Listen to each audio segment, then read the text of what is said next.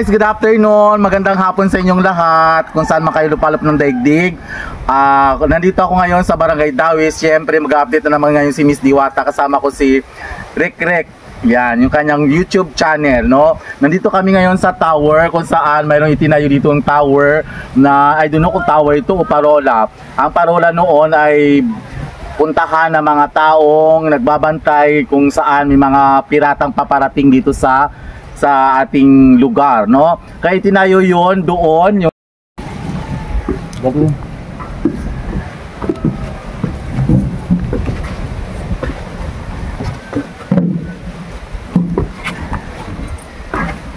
dito korek mo mahalat ang motor ha. Oh, sige.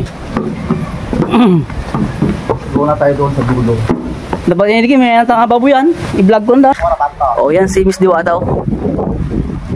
Yan. Hello Miss Diwata. Hi. Anong ginagawa mo diyan? Ay, Rek, nandito ka? Nagbablog ako dun sa kabila so napadaan ako dito, nakita kita. Wow, ang ganda naman pala dito, no? Talagang mahalin natin ang ating kalikasan, guys. Yo. Don't forget to like and subscribe sa YouTube channel ni Miss Diwata. Syempre naman kay Rek, no? Sa kanyang reels at sa kanyang mga video na pinapalabas araw-araw. So, maraming salamat. God bless you. Muwa, chup. Yan. So, promote natin si Miss Diwata, no? Sa mga hindi pa nakapag-subscribe sa kanyang YouTube channel. Paki-subscribe na. Dito nakita, oh. Sir Rek, oh, bigyan natin ng pagkain. Anong gusto mo, be? Gusto mo juice? Lapit na boy, oh. Yeah.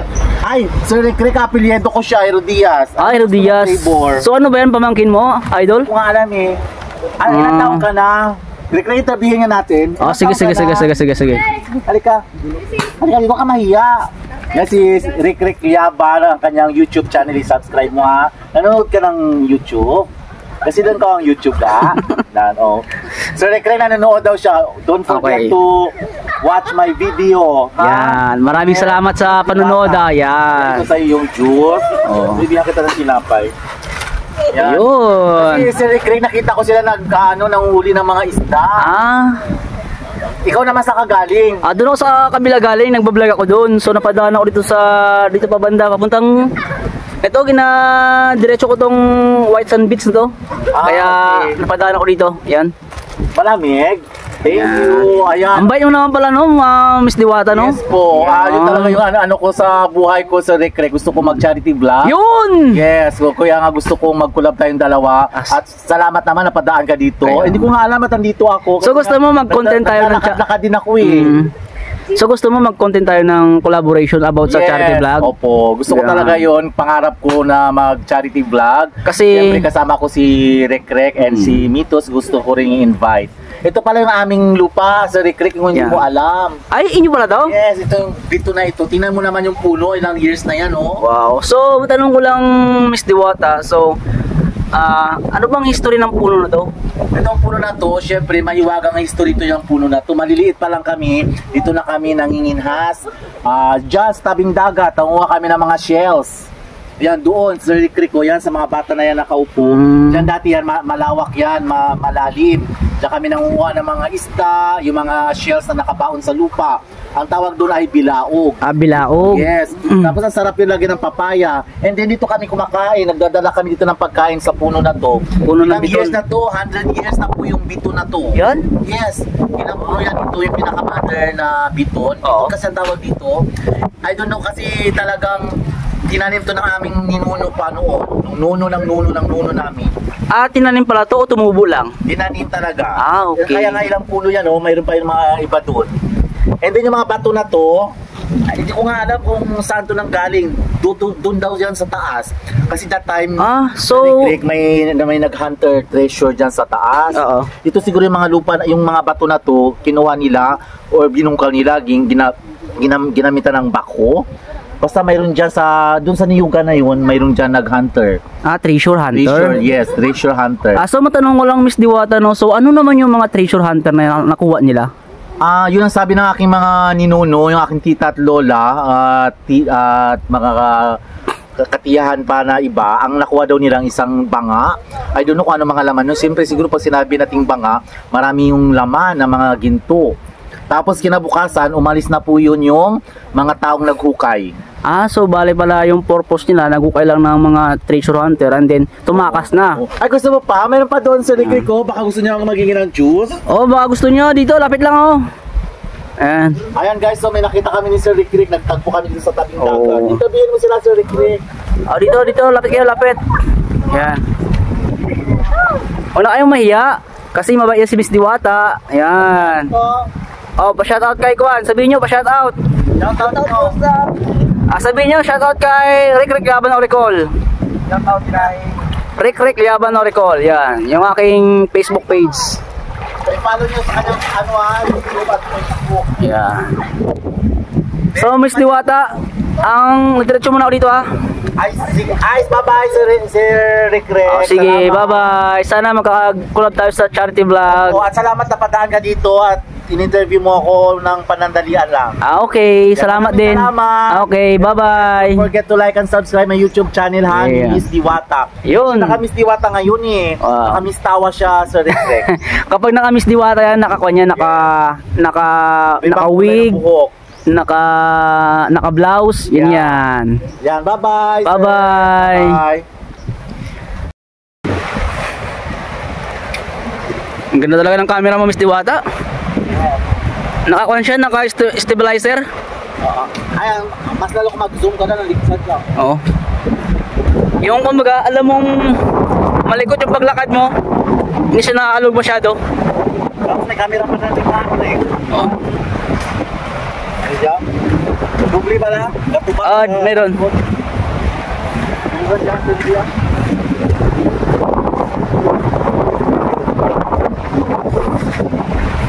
Diyan man, limpyo, no? Ayan ang Tapos ito kakaroon ng explain. Okay. Ito sa kakilin. Okay, kata lang. Hello, Miss Diwata. Hi! Hello! Ayan. Guys, i-vlog ko lang kami totoo. Sige, vlog mo na. Ayan lang.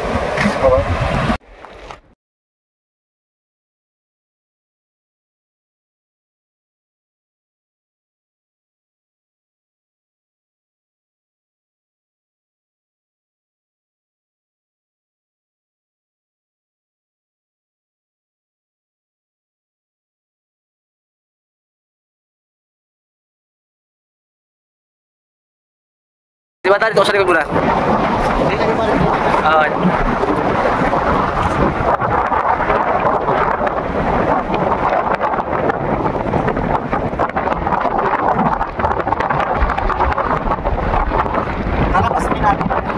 Tara, sige. Okay.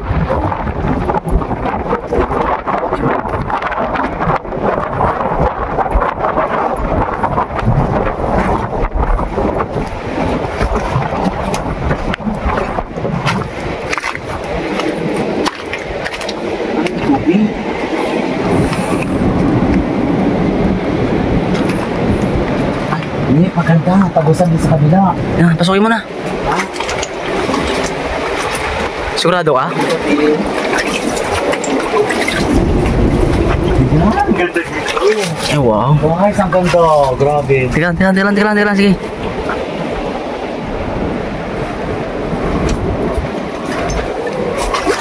Ouch.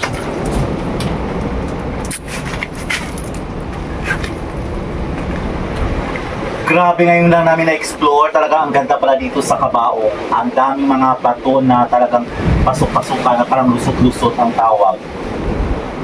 Yan, rik-rik ko naman dito. Ano ba meron sa kabila? Pasukin mo na lang. Wala na. Talagang tatagilid ka paglabas. Pwede kang lumabas dito, Rick. Sige. Ayan o, pero tatagilid ka. Guys, may dadaanan pa rin dito, pero tatagilid ka at aakyat ka sa bato. Try natin. Kasya ka ba? Kasya. Pero ayoko, madulas. Pati... Kasya mo, kasya ka. wag na tayo pumasok na. Video mo na lang.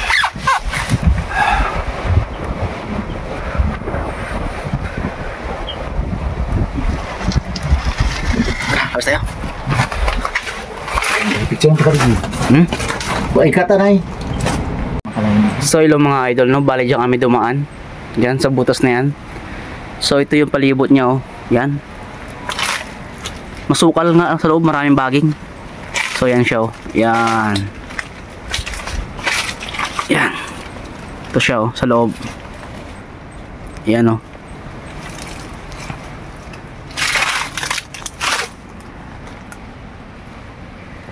Yan oh, ilalim.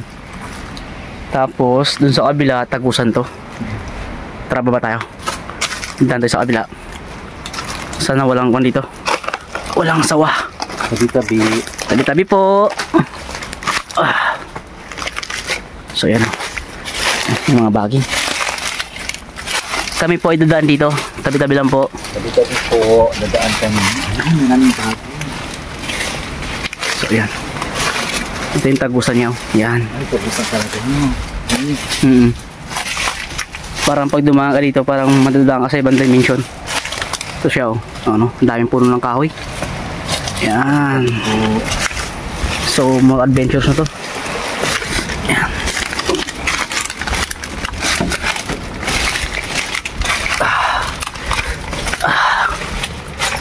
Ayan oh.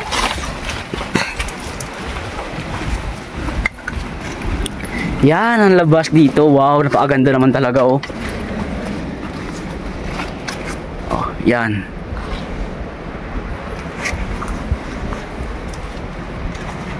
Ayan siya oh, yung taas.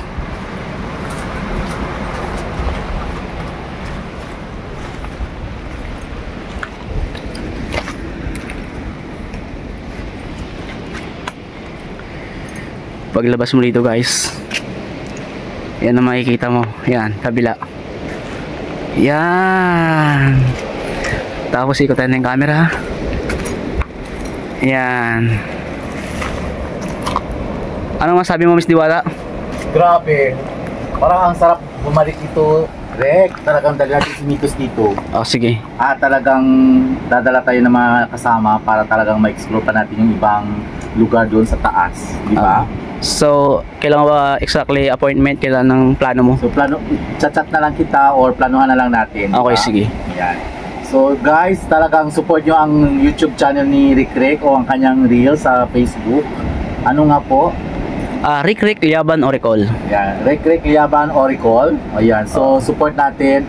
Talagang ipapakita niya ang napakagandang lugar ng Kabaong at Busay at yung gitna ng Dawis. Yun. So maraming salamat sa suporta, sa mga bagong susuporta sa amin. Talagang subaybayan nyo ang aming YouTube channel ng mga small YouTuber po kami. Magtulungan po tayo sa YouTube. Maraming salamat. God bless you. Mua mua chup chup. Yun.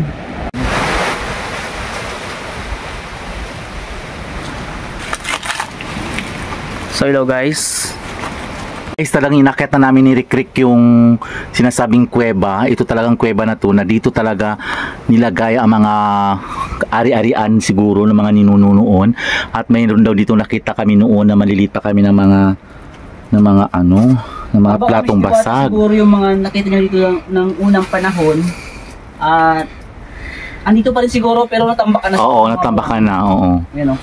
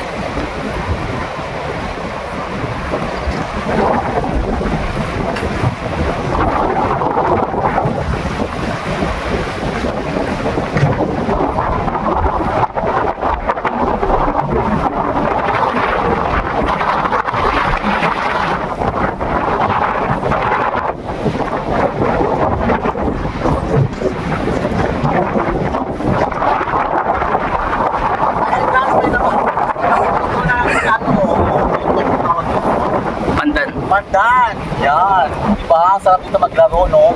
Siyempre, yung mga bata pa kami, pupunta kami dito, naglalaro kami, taguan sa ugubatan.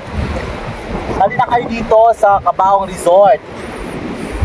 Yehey! Bye! Mwah!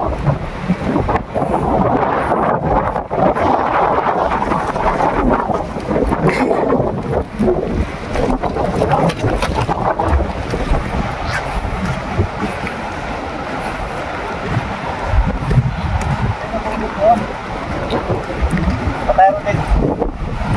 Go, nagbubo.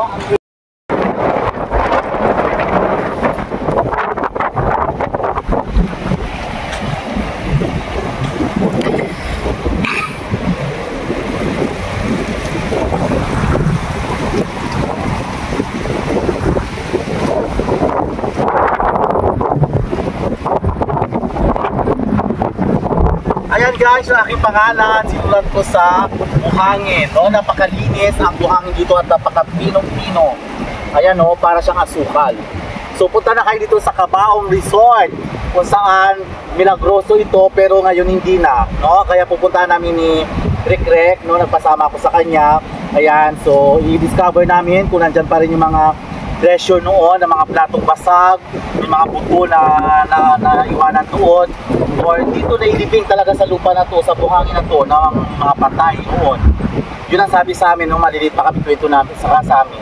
Ayan, maraming salamat, God bless you, muah muah, chup chup. Action. Hello, good afternoon everyone, kung saan man kayong lupalop ng daigdig, Luzon, Visayas at Mindanao. Nandito ako ngayon guys sa Cabaong, no? Kung saan nandito sa Barangay Dawis. Although taga Dawis talaga si Miss Diwata, nung maliliit pa kami, pupunta kami dito sa Cabaong. Means Cabaong ay lugar na pangalan na Cabaong. Ang Cabaong, di ba, yung pangalan ng Cabaong na nilagyan ng patay.